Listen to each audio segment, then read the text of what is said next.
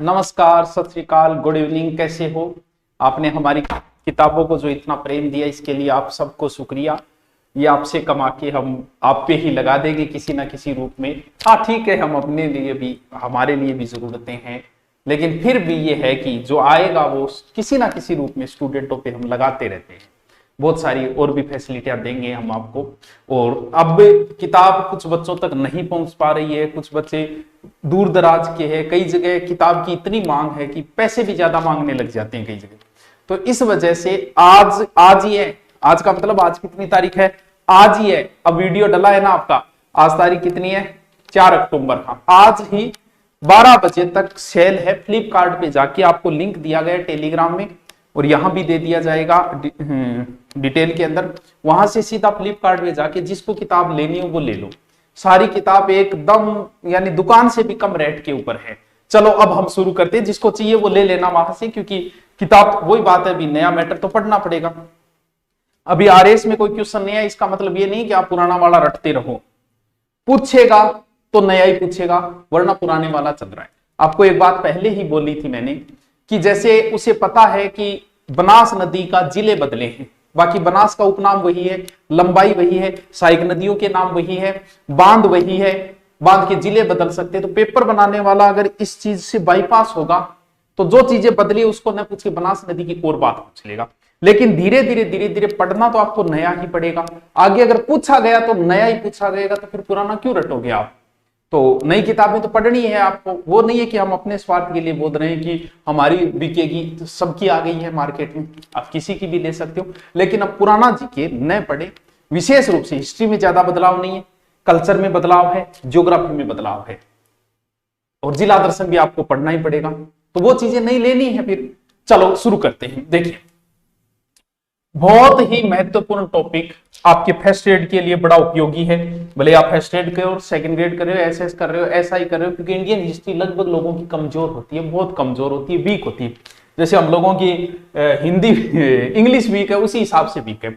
स्वतंत्रता संग्राम, नंबर एक बात बताऊं आपको कि आजादी जो है वो कोई एक दिन का काम नहीं है, एक साल से नहीं मिली।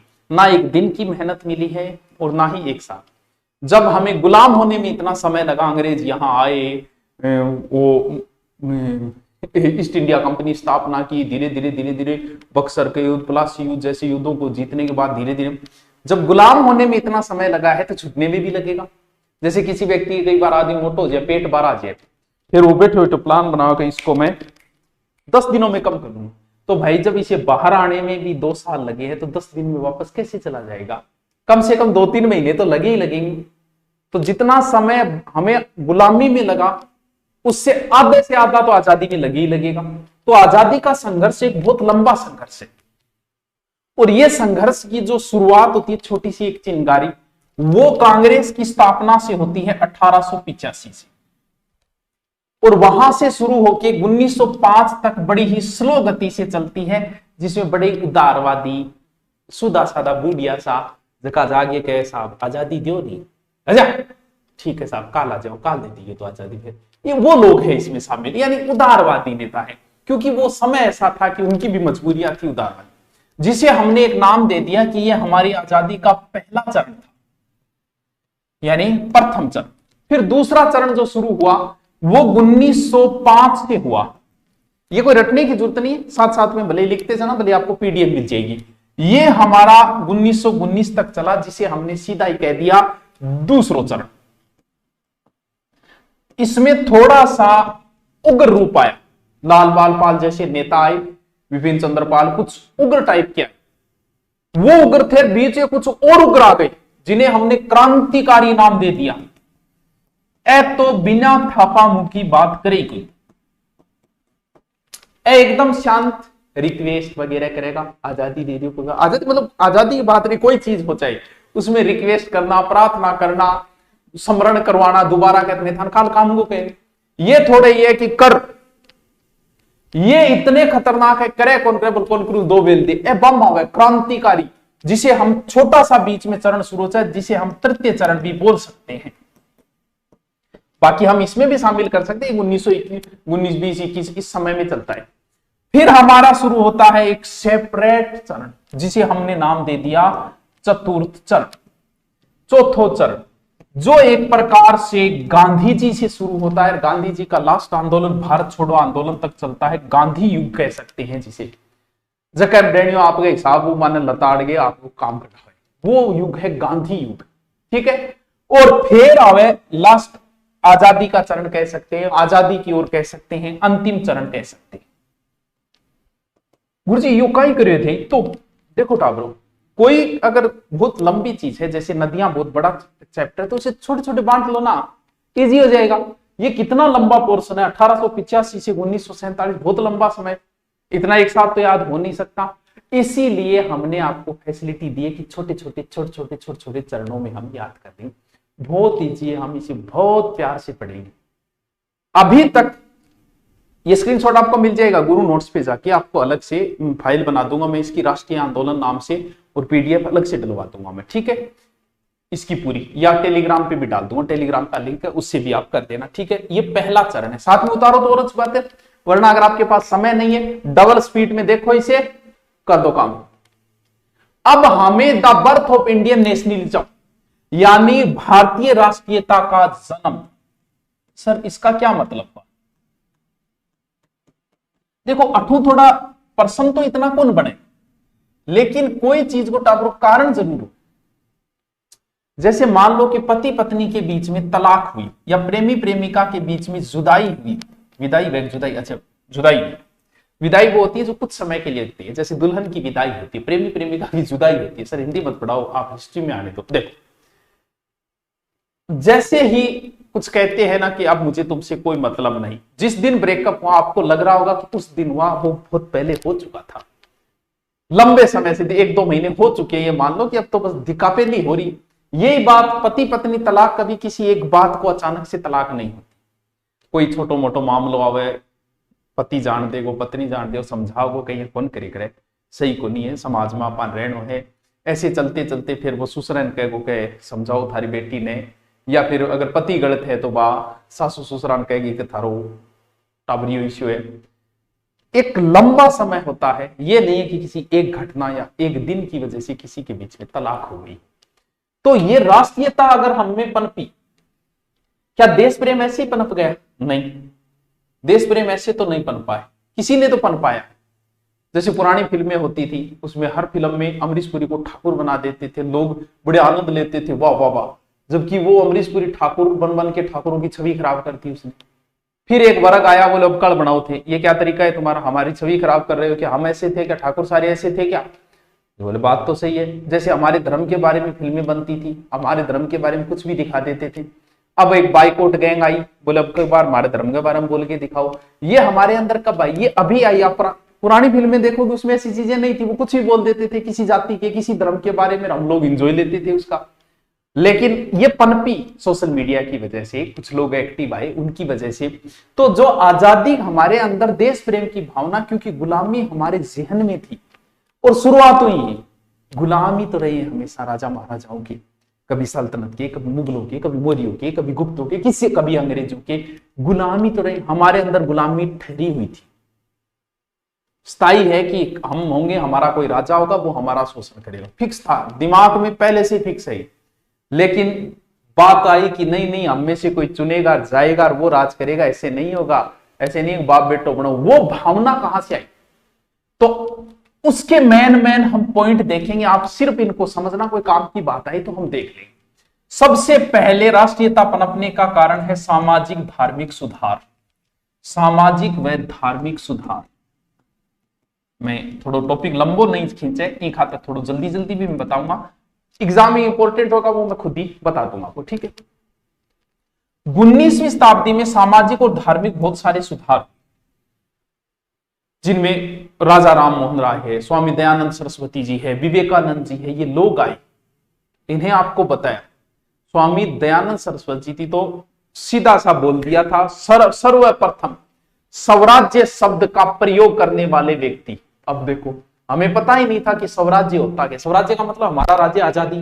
सर्वप्रथम स्वराज्य शब्द का प्रयोग करने वाला व्यक्ति कौन था? दयानंद सरस्वती।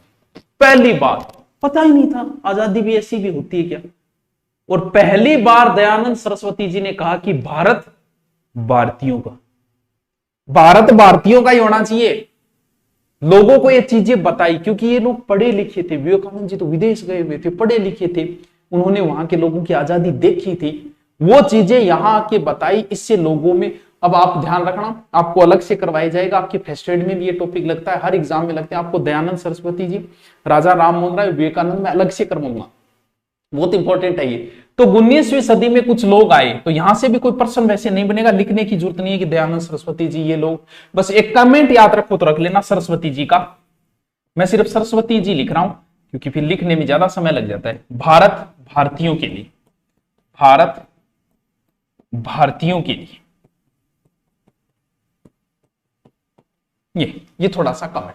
यानी सामाजिक सुधार में कुछ लोग आए जिन्होंने लोगों को बताया, अगर आजादी नाम की भी कोई चीज हुए, खुली हवा में फिरनो भी एक चीज हुए, कट्ठे गुलामी का दुए मोरिये कानू चालता रहे, राजा महाराजा इनको हटाओ, स्वराज्य स्थापित करो। किसी भी चीज में जन जागृति का अहम रोल हमेशा ही किसका रहा है? पत्र पत्रिकाओं का, टीवी का, समाचार पत्रों का। आज तो सोशल मीडिया का हो गया, आज आप अखबार में नहीं पढ़ते होंगे क्योंकि आज कम, लेकिन फिर भी अखबार में जो आ गई वो आज भी स्टीक है, आज भी प्रामाणिकता है, आज भी लोगों का विश्वास है, और अखबार जो चाहे वो कर सकता है। तो समाचार पत्र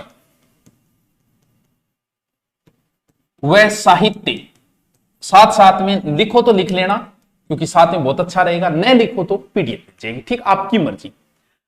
इन चीज को टाबरो। साहित्य, आपको पता है हर एग्जाम में साहित्य का एक प्रश्न आता है, जैसे अभी आरएस में भी आया था, विसल देव रासो आया था, या विग्रहराज विसल देव रासो ही पूछा था शायद, विसल देव का कोई क्वेश्चन था रासो। साहित्य पढ़ने से व्यक्ति विद्वान बनता है। तुम लोग कह भले तो मैं बुद्धिजीवी विद्वान नहीं, तुम अगर साहित्य पढ़ते हो तो ही विद्वान हो। प्रेमचंद जी का साहित्य पढ़ा होगा कभी, कफन, बहुत सारी उनकी कहानियां हैं, जब वो पढ़ते हो तो विद्वान माना जाएगा, वरना क्या है। इसीलिए साहित्य का एक प्रश्न पूछता है, कभी पूछ लेता है पृथ्वीराज रासो किसने लिखा, कभी पूछ लेता है पृथ्वीराज विजय किसने लिखा, हमीर रासो, हमीर महाकाव्य कौन सा किसने लिखा, बहुत बार पूछता है। साहित्य से व्यक्ति बुद्धिजीवी होगा। समाचार पत्र लोगों को जागृति लाते। अगर मैं बात करूं उस समय 1870 की, जब ब्रिटिश भारत था 1870 में, तो 650 पत्र पत्रिकाएं निकलती थी उस समय। यानी 1870 में 650 पत्र पत्रिकाएं निकलती थी। उस समय क्या हो, तो एक पत्रिका गांव में कोई मंगा तो सह गांव मारा आगे भी सुन के जाता या फिर भी पढ़ के जाता। 20 साल पहले तक यही चीज थी। और उसी समय समाचार पत्र और साहित्य यानी गाना वो आदमी के ऊपर बहुत इफेक्ट पड़े था। जैसे आप कोई सैड सॉन्ग सुनो, अच्छा सिला दिया तूने मेरे प्यार का, यार नहीं लूट लिया गरे यार का, बेकदरों से करके प्यार कदर गवाई दिल की यार।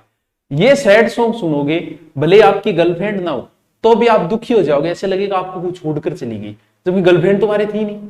अब लगाओ एक बढ़िया डांस वाला गाना, आप खुद ही नाचने लग जाओगे। अगर नाच नहीं आ रहा तो बैठे बैठे पैर हिलाने लग जाओ। क्योंकि इनका गानों का आदमी के ऊपर प्रभाव पड़ता है, हर व्यक्ति पे पड़ा। फिर लगा दो संदेश से आते आदमी के अंदर देशभक्ति भावना जाग जाएगी। बॉर्डर फिल्म हमारी किससे? इनसे। वंदे मातरम लिखा बंकिम चंद्र चटर्जी ने।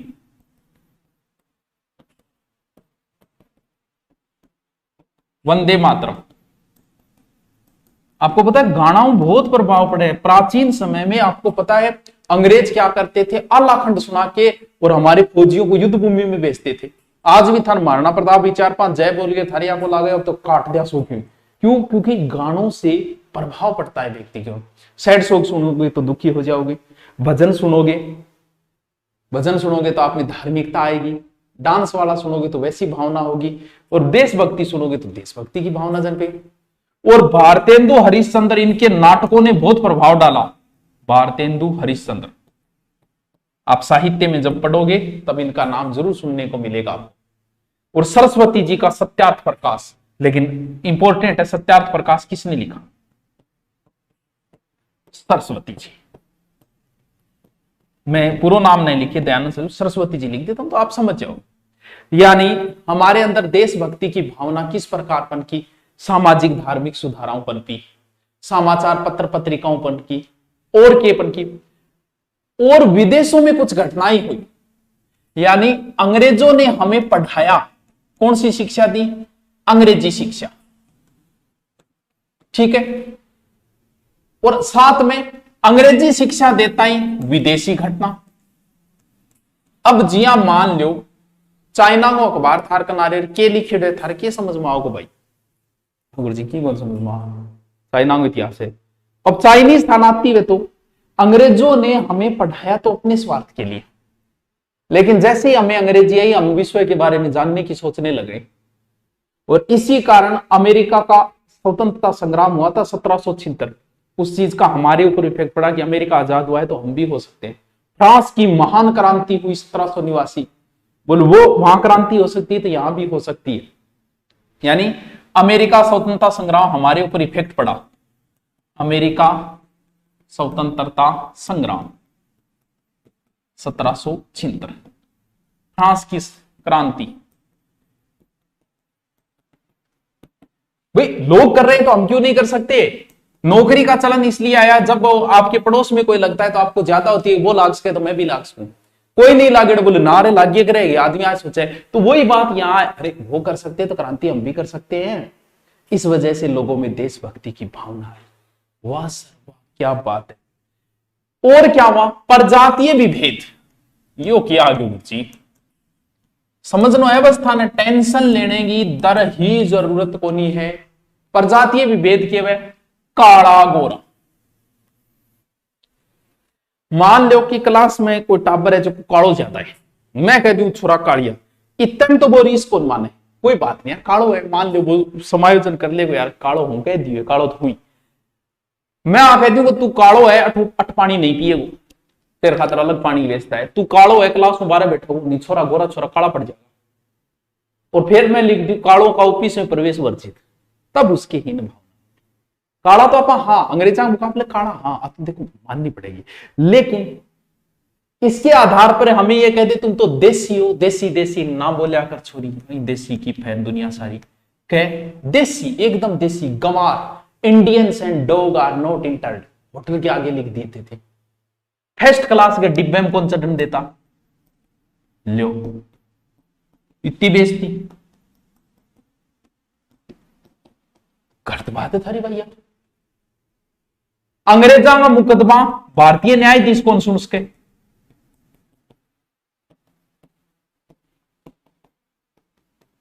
भारतीय न्यायाधीश नहीं सुन सकते। लो तो घोर बेइज्जती। अब थे बताओ अंग्रेज सुनो जाओ, अंग्रेज और भारतीय ने अगर समान अपराध किया है, सजा न्यारी की, यार गलत बात है, ये तो हमारे साथ बड़ा गलत हो रहा है। इस वजह से हमारे अंदर आया कि यार बहुत माड़ी हो रही है अपने साथ, अंदर थोड़ी सी विरोध की भावना है। फिर आता है लॉर्ड लिटन का शासन, नाम सुने रहेंगे, लिटिया। मैं बता रही हूं लोग हम देशभक्ति भावना की आई। इस बंदे ने देश में भयंकर अकाल चल रहा था, तो क्या बात है अब इनने लिया उनसे दावा को नहीं, देश में भयंकर अकाल पड़ा हुआ था। जैसे मान लो कि देश में कोरोना माहौल जैसा हो और हमारा प्रधानमंत्री पार्टी करे तो क्या होगा? भयंकर विरोध हो जाएगा इसका। वही बात है, देश के अंदर अकाल, और अकाल के तहत ये दिल्ली दरबार लगा के पैसे वेस्ट कर रहा है, लोगों को खाने को नहीं है, मर रहे लोग, दिल्ली दरबार लगा रहा है ये अकाल के बीच में, महारानी ने खुश करने में लाग रहे हो। और इसने जन आंदोलन समाप्त करने के लिए vernacular press act, vernacular press act सर यो किए, अभी बता देंगे क्या है, कब है? 1878। बस इतना याद रख लेना, वर्नाकुलर प्रेस एक्ट कब? लगभग प्रेस बंद करती है, किन की नाम देगी किन की करके, वर्नाकुलर प्रेस। ये इसे 1800 के लॉर्ड लिटन ने, वैसे तो रिपन ने रद्द किया था, थोड़ा सा ध्यान रखना, वर्नाकुलर प्रेस एक्ट। और क्या करो, आज राजस्थान पुलिस की मिनिमम एज है 18, फिर भी बहुत कम बंदे लगते हैं। आईएएस की मिनिमम एज है 21। अब आप मिनिमम है ये, मैक्सिमम तो 28, 30, 32 तक है, ठीक है, ये तो मिनिमम है 21। फिर भी भारत में गिने चुने लोग लगे हैं आज तक 21 साल के। उस समय की परीक्षा और अधिकतम उम्र 21 से घटा के बेटा 19 कर दी। और बेटी का बाप, अधिकतम 1877 में अधिकतम आईएएस, मतलब उस समय आईसीएस बोलते थे, आज हम आईएएस बोला। गुरुजी अधिकतम इतनी यार, अपा तो छाना वहां 18 साल का जागे तो यार, उस समय तो 25-25 साल का ही छाना को नहीं था, कच्छो फेर के फिरता। और उस समय उसने क्या किया, क्योंकि आईसीएसई परीक्षा करे, ऊंचे ओहदे पे भारतीय बैठने लग गए, इंटेलिजेंट जल्लागियों के, इनको रोको, बोल क्या तरीका है, एज और कम कर दो। यानी इस बंदे ने आईसीएस की उम्र अधिकतम यानी 21 से कम करके 21 से 19 कर दी। बोलो ज्यादा हुई, बोले इंग्लैंड में लगाओ उधर पेपर। अब बताओ क्या करे। और फिर लेके आया शस्त्र एक्ट, आर्म्स एक्ट, आप हथियार नहीं रख सकते, अंग्रेज रख सकते हैं। ऐसे करके इसने कई कार्य किए लॉर्ड लिटन ने। इस वजह से भी भावनाएं जो है इसके विरोध हो गई। ठीक है, अगला पॉइंट अगर देखें, परिवहन और संचार साधनों का भी, डाक तार आदि का भी क्रांति के अंदर अच्छा रोल रहा, राष्ट्रीयता के अंदर अच्छा। एक है इल्बर्ट बिल विवाद। इल्बर्ट बिल विवाद यो का है, इल्बर्ट बिल विवाद। ये वाइसराय का कानूनी सदस्य था सीपी इल्बर्ट, जिसने 1883 में पेश किया था ये सीपी इल्बर्ट। ठीक है, इसमें क्या किया, अंग्रेजों के अपराध भारतीय जज भी सुन सकते हैं। इल्बर्ट बिल विवाद, अंग्रेजों के अपराध भारतीय जज भी सुन सकते हैं। अंग्रेजों ने इसका विरोध किया, भारतीय स्वागत कर, वाह वाह यार इल्बर्ट ने हाल कर किया यार। अब मैं आन बता दिया, क्योंकि थोड़ी बहुत बात हुई, केस करे भारतीय सजा सुनाओ, 5.5 साल की दे दो, 4 साल की दे दो। अंग्रेजों की समस्या आ गई, अंग्रेजों ने इसका विरोध किया, बोले करो मरवा होगा ईमान। अंग्रेजों ने विरोध किया, भारतीयों ने स्वागत किया, वाह के बिल ले गए भाई जी, इतो जोर को बिल है, चूसो बांट दो चाहिए। इल्बर्ट बिल विवाद। बाद में नियम बदला, फिर ये कहा कि सुनवाई में आधे जज क्या होंगे, अंग्रेज होंगे। यानी क्या लिखूं, लिखो अंग्रेजों अपराध भारतीय जज सुन सकते थे।